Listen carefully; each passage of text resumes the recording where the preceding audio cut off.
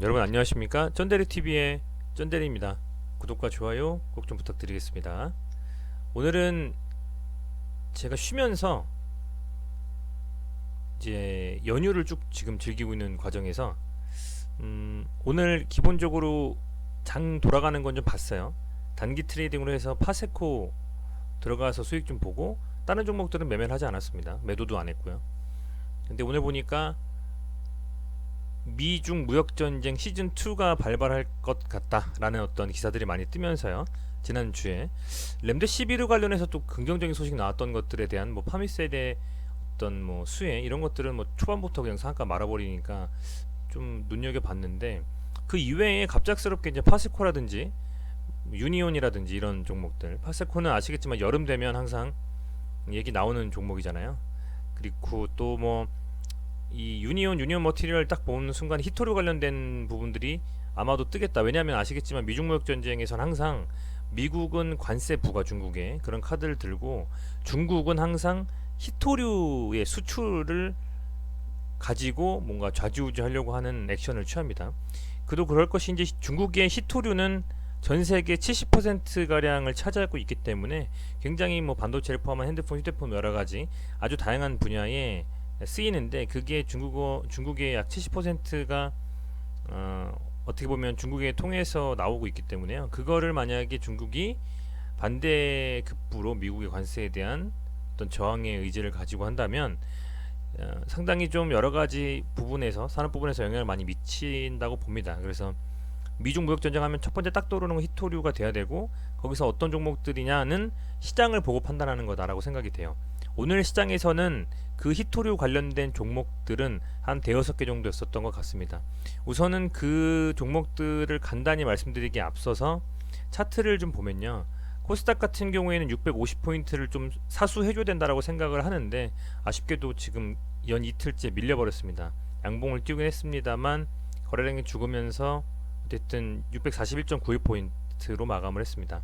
다만 긍정적인 부분을 코스닥에서 찾자면 개인 순매수, 외국인 순매수, 요 두 가지, 그리고 기관은 순매도 하면서 버텨주지 못했습니다. 개인이 팔면서 외인과 기관이 사는 외인 기관 양 순매수의 그 기조는 언제쯤 될지 좀 모르겠습니다만, 그렇게 되는 순간이 빨리 왔으면 좋겠습니다.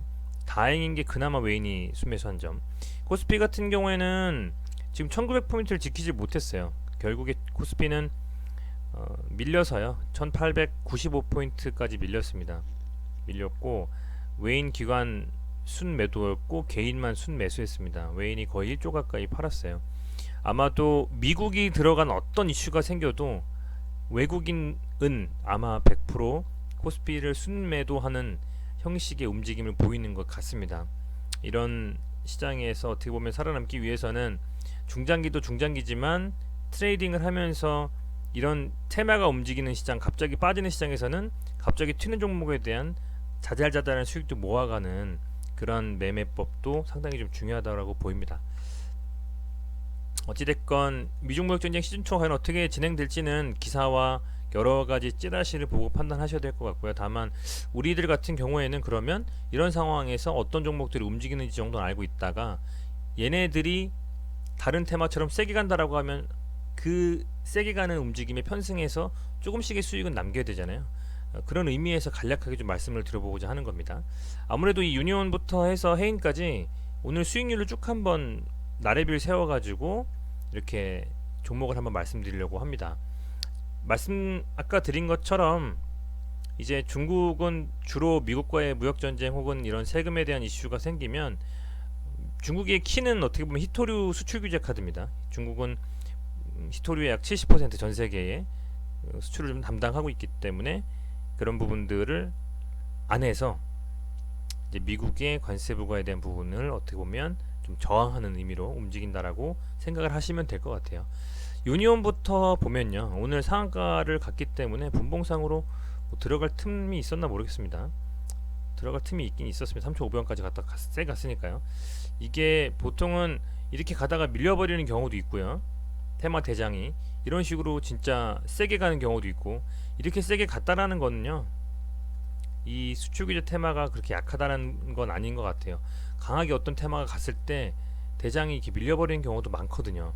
그렇기 때문에 이 정도라고 하면 그래도 센 테마에 속한다라고 좀 생각이 듭니다. 다만 상한가 만 거는 2시 이후에 말았으니까 그렇게 강한 상한가는 아니라고 보여지네요. 어찌됐건 이 정보가 좀 그렇고요. 기업 정보 보면 그렇다고 하면 정말 투자할 만한 의미가 있어서 이 종목이 뛰었느냐? 물론 이 종목은 뭐 코스피 상에서도 비금속 광물 관련된 주식으로 이렇게 지금 세팅이 돼 있고, 아시겠지만 이제 시멘트 그리고 뭐 특수 시멘트, 응용 알루미나 제품 생산하는 그런 회사입니다. 근데 지금 현재 보면 매출 같은 경우에는 그래도 꾸준히 증가를 했습니다. 뭐 1,800억, 2,000억, 2,100억. 단기 순이익은 다만 2018년부터 적자를 지금 2년째 지속을 하고 있고요. 컨센서스 상으로 2020년을 보면 아직은 나와 있진 않습니다만 뭐 어떤 이슈가 있지 않는 이상은 흑자가 되긴 쉽지 않는 기업이다라고 좀 판단이 되네요. 그럼에도 불구하고 상한가 강원 역시 이 테마에서는 사실상 실적 가지고 움직이는 건 아니잖아요. 그렇다 보니까 그 움직였다고 보시면 될 것 같고, 현재 상황에서 뭐 대장이라고 보시면 될 것 같습니다. 지켜볼 필요는 있겠죠. 얘가 어쨌든 튀어나가면 그 종목군들이 같이 튀어나간다고 생각하시면 될 것 같아요. 개인만 잡고 외인이 털었다고 보시면 되고요. 매동은 특별한 이슈는 없습니다. 유니언 머티리얼도 보면 이제 얘 같은 경우에는 파인 세라믹 중에서 자기적 기능을 이용한 페라이트 마그네트, 그리고 절삭 공구, 절연성과 내연성을 이용한 전자레인지, 마그네트론 뭐 이런 것들의 부품 사업을 영위한다고 합니다. 얘도 아마 거의 유니온 갈 때쯤에서 비슷하게 상가 말려고 하는 그런 느낌들이었던 것 같아요. 초반부터 세게 이렇게 가서 벌써 시작하면서부터 이만큼 많이 떠버렸기 때문에 잡기는 뭐 쉽지 않았을 것 같습니다. 잡기는 쉽지 않았을 것 같고요. 이 두 놈이 지금 현재 대장인 그림으로 가고 있다. 근데 유니온이 워낙 세게 말았기 때문에 사실은 초반부터 이렇게 간다라고 하면 잡기는 어렵죠. 머티리얼도 한번 얘도 개인만 샀습니다. 기타 범위 다 팔았고요. 기업 정보는 한번 볼게요. 보는 김에 재무제표에서 보통 매출 정도 하고 단기 수익 정도 보는데, 매출도 어쨌든 그냥 쏘쏘입니다. 1,000억 정도에서 간당간당하고 2019년에는 어쨌든 흑자 전환을 했네요. 이 종목은 23억 정도. 노바텍 보겠습니다. 노바텍은 이제 모르겠습니다. 이게 응용 자석 사업을 하는데, 원래는 이제 뭐 디바이스, 스마트 디바이스 설계도 하고 솔루션 같은 거 제공하는 회사이기도 한데, 아마 응용 자석 사업 때문에 이렇게 된 게 아닌가 싶어요. 여기서 빠지는 척하다 이렇게 쭉 올려서 24%까지 상승했습니다. 이렇게 잡기가 쉽진 않은데, 보통 요 그림에서 보면 이렇게 이 한 네 번째 3분봉이 이 첫 번째 음봉을 다 삼키는 순간부터는 뭐 거의 상승의 기조를 그린다고 보셔도 무방할 것 같은데, 잡기는 쉽지 않았을 것 같습니다. 잡기는 쉽지 않았을 것 같고요. 역시 개인만 좀 산 부분이고,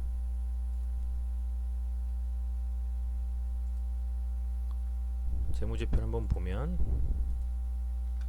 그래도 단기순이익은 계속 흑자고 매출액은 적지만 어쨌든 200억 언저리에서 계속 돌아가네요. 노바텍도 한국지를 담당하고 있다, 이렇게 보시면 될 것 같습니다. 일봉을 참 체크를 안 했네요. 우선은 지금 보면 유니온부터 보면 장기 이평선 밑에 묻혀져 있기 때문에 금액대는 높은 금액대는 아니라고 보고요. 아마도 얘네들이 계속 무역전쟁 이슈가 살아있다라고 하면 최소한 이 장기 이평선을 뚫고 올라오는 그림은 나올 수 있을 것 같습니다. 어디까지인지는 알 수 없습니다만 최소한의 장기 이평선은 뚫고 올라올 것이다.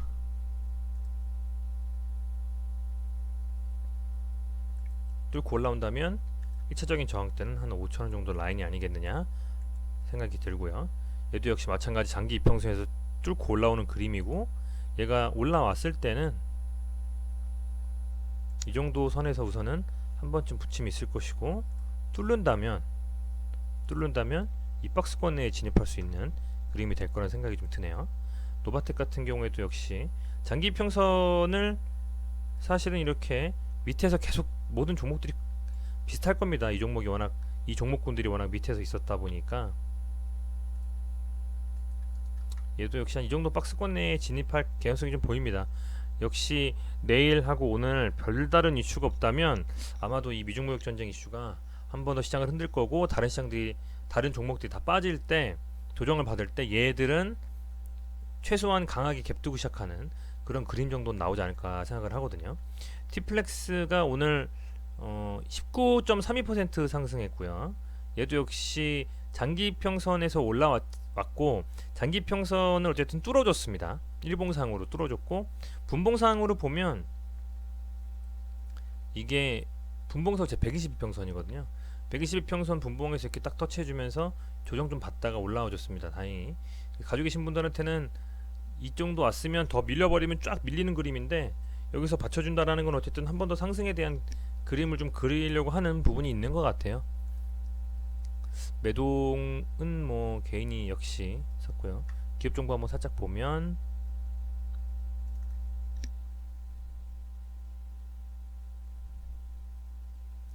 기업 정보를 보면 얘 같은 경우에는 지금 얘도 뭐 역시 금속 광물에 속해 있는 거고요. 매출액은 조금씩 증가하네요. 그죠?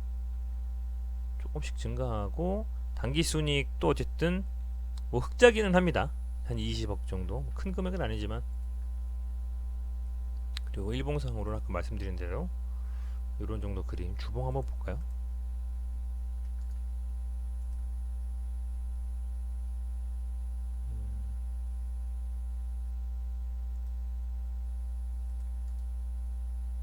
만약에 살아서 간다면, 이 테마가 살아서 간다면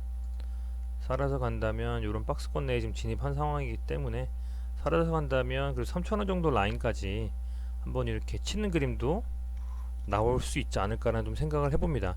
워낙 밑에서 바닥 찍고 올라온 그림이기 때문에 충분히 그 정도까지는 이 박스권 내에 진입해서 움직이지 않을까, 좀 그런 생각을 해봅니다. 1등주가 어쨌든 유니온이지만 얘네들이 못 잡으면, 얘네들이 너무 세게 튀고 시작하면 노바텍이나 티플렉스를 잡는 게 맞거든요. 그렇기 때문에 그런 부분들은 매매할 때 참고하시면 좋을 것 같아요. 최소한 얘네들이 뭐 매매를 사고 팔고 이런 부분에서를 떠나서 어쨌든 얘네들이 움직이면 히토류구나, 미중 무역 전쟁 관련주구나, 이렇게 좀 보시면 될 것 같습니다. 티플렉스도 매동은 역시 말씀드린 대로 좋진 않고요. 세노텍도 지금 현재 관련주로 좀 얘기가 나오는 것 같아요.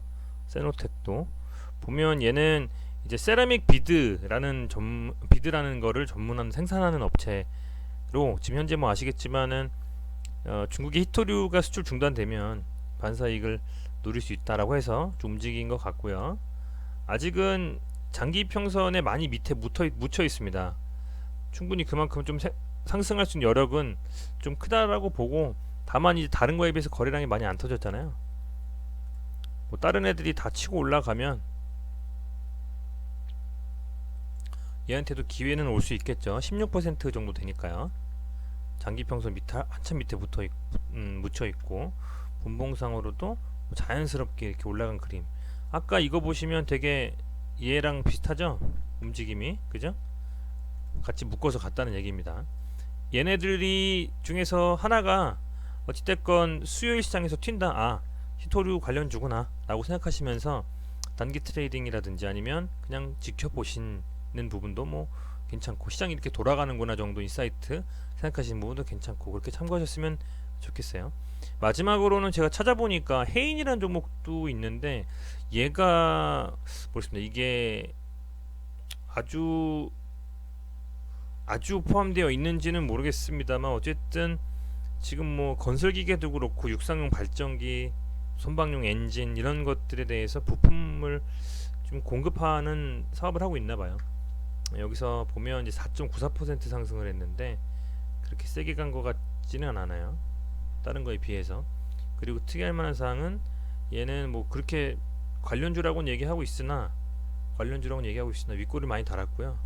윗골을 많이 달았고, 특히 분봉상으로 보면 끝에 이렇게 빠졌잖아요. 얘는 얘도 그렇고